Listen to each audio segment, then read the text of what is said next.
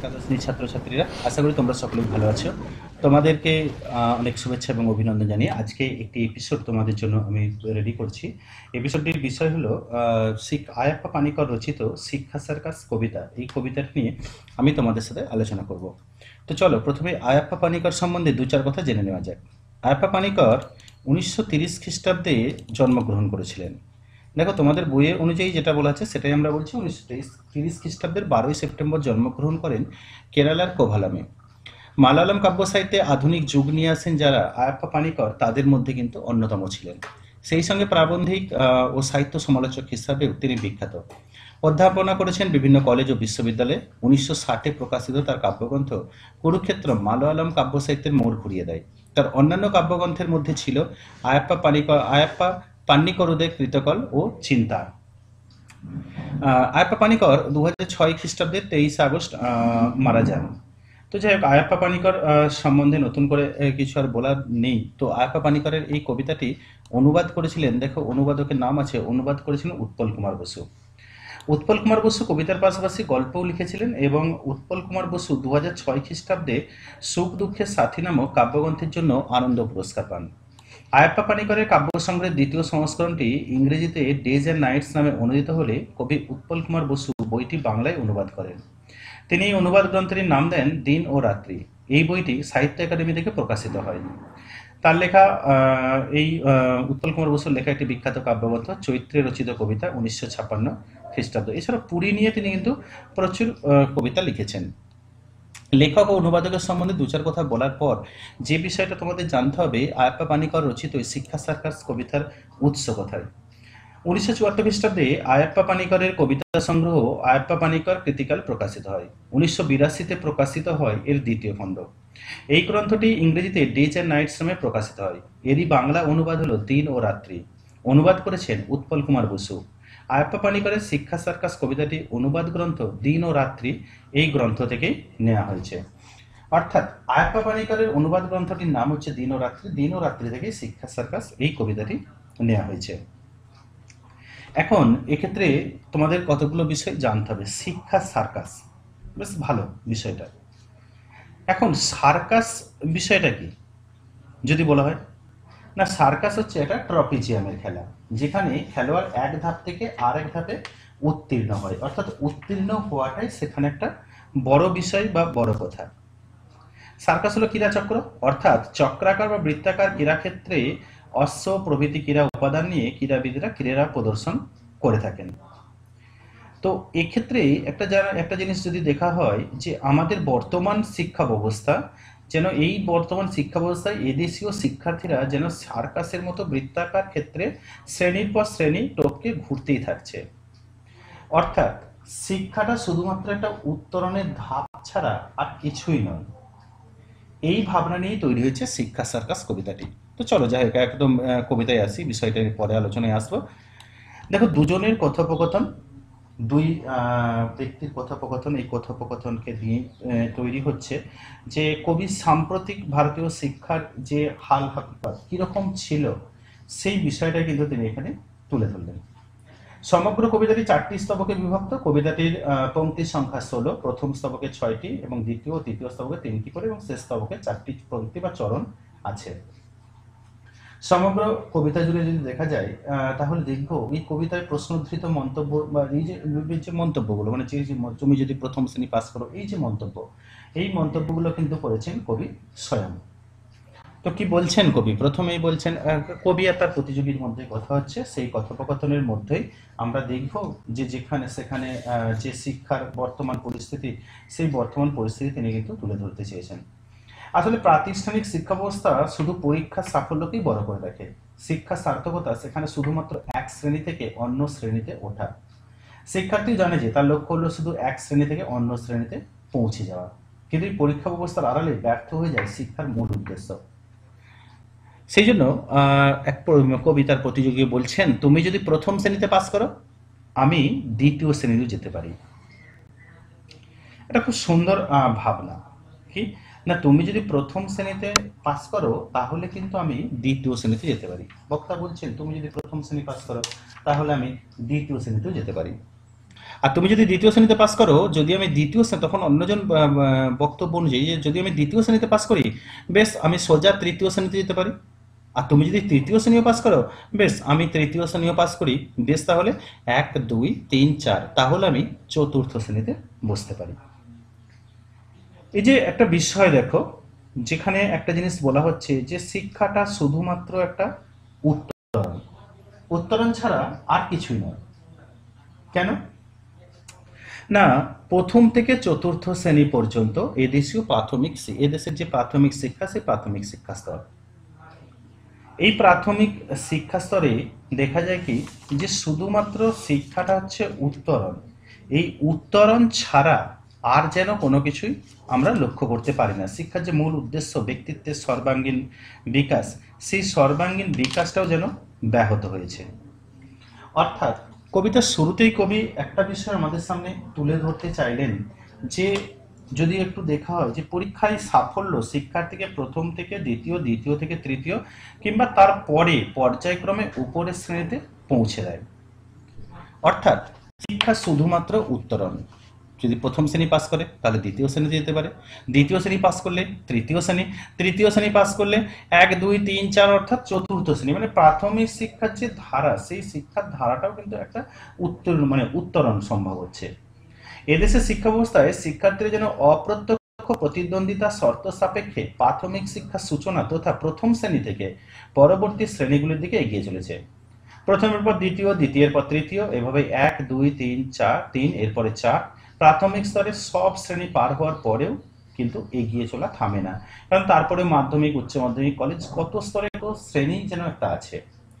অর্থাৎ প্রাথমিকভাবে যদি দেখা হয় যে শিক্ষাটা শুধুমাত্র একটা উত্তরণ এবং উত্তরণ ছাড়া কিছুই নয়। এবং তারপরে আমরা যে বিষয়টা লক্ষ্য করছি যে তুমি যদি সবগুলো শ্রেণী পাস করো, যদি সব শ্রেণী শেষ হয়ে যায়, তবু আমি পরের শ্রেণীতে যাব। প্রথম থেকে চতুর্থ শ্রেণী এদেশের প্রাথমিক শিক্ষা স্তর। চতুর্থ শ্রেণীতে পাস করার অর্থ প্রাথমিক শিক্ষা স্তরে সব শ্রেণীর পড়া শেষ করে ফেলা। প্রথম শিক্ষার্থী যদি পড়া এখানে শেষ করে ফেলে, দ্বিতীয় শিক্ষার্থী কিন্তু তার পরের শ্রেণীতে যাওয়ার জন্য তৈরি। অর্থাৎ শিক্ষার ধারা তারপরেও কিন্তু চলমান। প্রাথমিকের পর মাধ্যমিক, উচ্চ মাধ্যমিক, কলেজ ও বিশ্ববিদ্যালয়ের স্তর আছে। প্রতি স্তরে কিন্তু আছে প্রতিটা শ্রেণী, মানে কত শ্রেণী আছে, এই বিষয়টা কিন্তু এখানে সব থেকে তুলে ধরা, মানে সব থেকে বেশি গুরুত্ব দেওয়া হচ্ছে। আসলে একসময় বিদ্যালয়ের শিক্ষা জীবন শেষ হয়, কিন্তু উচ্চতর শিক্ষাক্ষেত্রেও থেকে যায় এই এক শ্রেণী থেকে আর এক শ্রেণীতে উত্তরণ পর্ব। এমনকি এই প্রক্রিয়া চলতেই থাকে মানুষের শিক্ষা বহির্ভূত বা শিক্ষা পরবর্তী জীবনেও।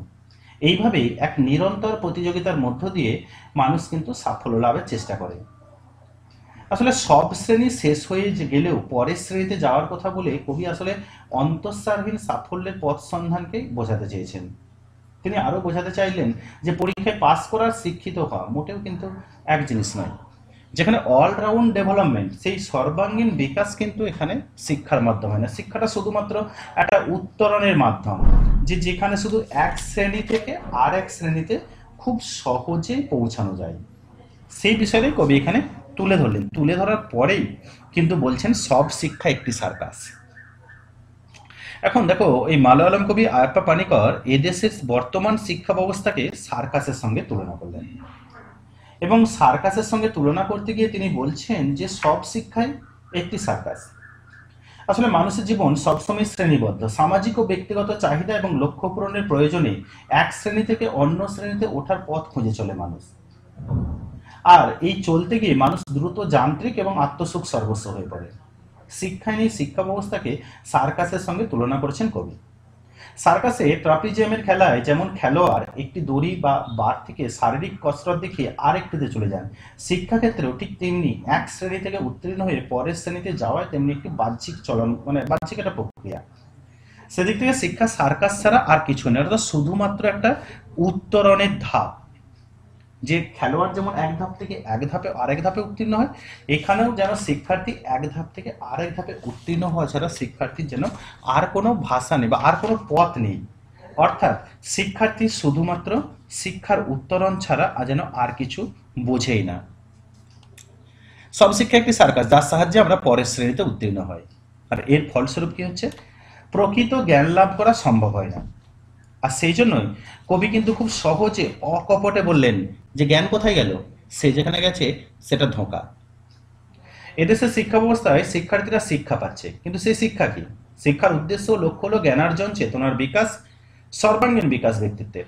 কিন্তু খুব দুঃখের বিষয়, এদেশের বর্তমান শিক্ষা নীরস এবং নিরানন্দপূর্ণ, পুঁথি সর্বস্ব শিক্ষা। তাদের প্রাণ নেই, চেতনার বিকাশ নেই, জ্ঞান অর্জনের কোনো অবকাশ নেই। শিক্ষা আসলে আস্ত একটা ধোঁকা, ধাপ্পা বা ফাঁকি। তাই কবি বড় দুঃখে ও বেদনায় এই তীক্ষ্ণ শ্লেষের মাধ্যমে বলেছেন যে জ্ঞান কোথায় গেল, সে যেখানে গেছে সেটা আসলে ধোঁকা ছাড়া আর কিছু নয়। সমগ্র কবিতা যদি বিশ্লেষণ করো তাহলে দেখবে প্রাতিষ্ঠানিক শিক্ষা ব্যবস্থা শুধু পরীক্ষা সাফল্যকেই বড় করে রাখে। শিক্ষার সার্থকতা সেখানে শুধুমাত্র এক শ্রেণী থেকে অন্য শ্রেণীতে ওঠা। শিক্ষার্থীও জানে যে তার লক্ষ্য হলো শুধু এক শ্রেণী থেকে অন্য শ্রেণীতে পৌঁছে যাওয়া। কিন্তু এই পরীক্ষা ব্যবস্থার আড়ালে ব্যর্থ হয়ে যায় শিক্ষার মূল উদ্দেশ্য। যে শিক্ষা জ্ঞানের সহায়ক হয়ে ওঠে না, জ্ঞানের জাগরণ ঘটাতে ব্যর্থ হয়, তা কখনো জীবনের বিকাশ সাধন করতে পারে না।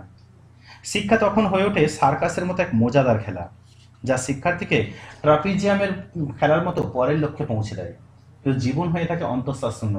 আর শেষ অবধি যে শিক্ষার্থী যেখানে পৌঁছাবে না কেন, তা যেন একটা অর্থহীন গন্তব্য ছাড়া আর কিছুই নয়। যদি কবিতাটা প্রথম থেকে বিচার করো তাহলে দেখবে কবিতাটি কবির শিক্ষা সম্পর্কিত ভাবনার একটা কাব্যিক প্রকাশ। আমাদের শিক্ষা হলো পরীক্ষায় পাস করার এবং এক শ্রেণী থেকে অন্য শ্রেণীতে ওঠার প্রক্রিয়া মাত্র। এই একই লক্ষ্যে সম্পূর্ণ নিয়োজিত থাকে শিক্ষার্থীর জীবন। অথচ এই শিক্ষায় হতে পারতো আমাদের জীবন বিকাশের একমাত্র কার্যকরী শক্তি। শিক্ষা ব্যবস্থার এই যে অবনতি, তার লক্ষ্যহীনতা কবির মনে এক তীব্র বেদনা সৃষ্টি করেছে। তার মনে হয়েছে জ্ঞানের সঙ্গে সংযোগহীন এই শিক্ষা বা এই যে শিক্ষা ব্যবস্থা আসলে শিক্ষার্থীর কাছে ধোঁকা ছাড়া কিছুই নয়। যেভাবে সার্কাসে ট্রপিজমের খেলায় একটা দড়ি ছেড়ে দিয়ে আরেকটা দড়ি ধরে দক্ষ খেলোয়াড় একটা নির্দিষ্ট লক্ষ্যে পৌঁছায়, ঠিক একইভাবে এক শ্রেণী থেকে আরেক শ্রেণীতে ওঠার মধ্যেই শিক্ষার সার্থকতা খোঁজে শিক্ষার্থী। অর্থাৎ সার্কাসের খেলায় খেলোয়াড় যেমন তার নির্দিষ্ট একটা লক্ষ্যে পৌঁছে, অনুরূপভাবে কিন্তু যদি বলা হয় তাহলে কিন্তু শিক্ষার্থী যেন শুধুমাত্র উত্তরণ ছাড়া কিছু বোঝে না। তার কাছে শিক্ষাটা শুধু উত্তরণ, আর এই উত্তরণটার মধ্য দিয়ে সে কিন্তু প্রকৃত জ্ঞান লাভ করতে পারে না। ফলে শিক্ষা একটা সার্কাসে পরিণত হয়েছে, এছাড়া অন্য কোনো কিচ্ছু না। সমগ্র কবিতা জুড়ে যে বিষয়টা দেখানো হচ্ছে যে শিক্ষাটা সার্কাস রূপী শিক্ষা।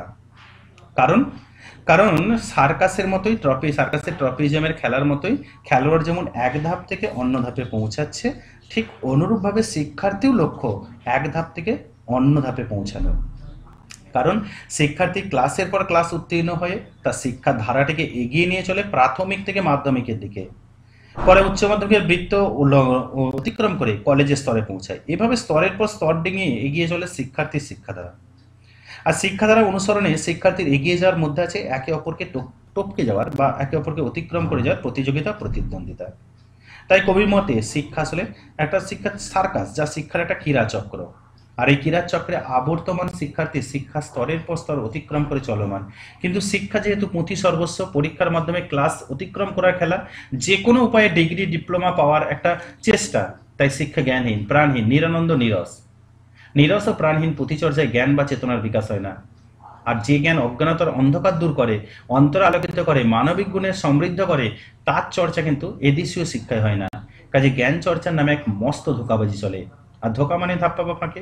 তাই উচ্চ শিক্ষিত হয়েও কত মানুষ কিন্তু প্রকৃতপক্ষে শিক্ষিত হয়েও অমানুষ থেকে যায়। সমগ্র কবিতা জুড়ে এই যে শিক্ষাটাকে সার্কাসের তুলনা করা হয়েছে এবং জ্ঞানের নামে যে ভণ্ডামি, শিক্ষার নামে যে ভণ্ডামি, প্রতিযোগিতা সুলভ মানসিকতায় শিক্ষার্থী এক ধাপ থেকে অন্য ধাপে পৌঁছেও যখন তার সঠিক লক্ষ্যমাত্রা পূরণ করতে পারে না, তখন কিন্তু সে ব্যর্থ হয়। আর যেহেতু এটা সার্কাসের খেলার মতো শুধুমাত্র একে অপরকে অতিক্রম করার প্রতিযোগিতা, তাই কবিতার নাম সার্বিক বিচারে শিক্ষার সার্কাস তাৎপর্যমণ্ডিত হয়েছে বলেই মনে হয়। আর এই আজকের যে মূল আলোচনা, সেই মূল আলোচনা এখানেই শেষ করলাম। আর আজকের এপিসোড যদি ভালো লাগে তাহলে লাইক, কমেন্ট এবং শেয়ার করো। আর যারা আজকে আমাদের চ্যানেলে প্রথম এসেছে অবশ্যই চ্যানেলটি সাবস্ক্রাইব করো, পাশের বেল আইকনটি ক্লিক করো, কারণ পরবর্তী সময়ে এখান থেকে গুরুত্বপূর্ণ কি তথ্য বা কি প্রশ্ন আসবে সেই বিষয় নিয়ে আমি তোমাদের সাথে আলোচনা করব। সকলে ভালো থেকো এবং সকলকে ভালো রেখো।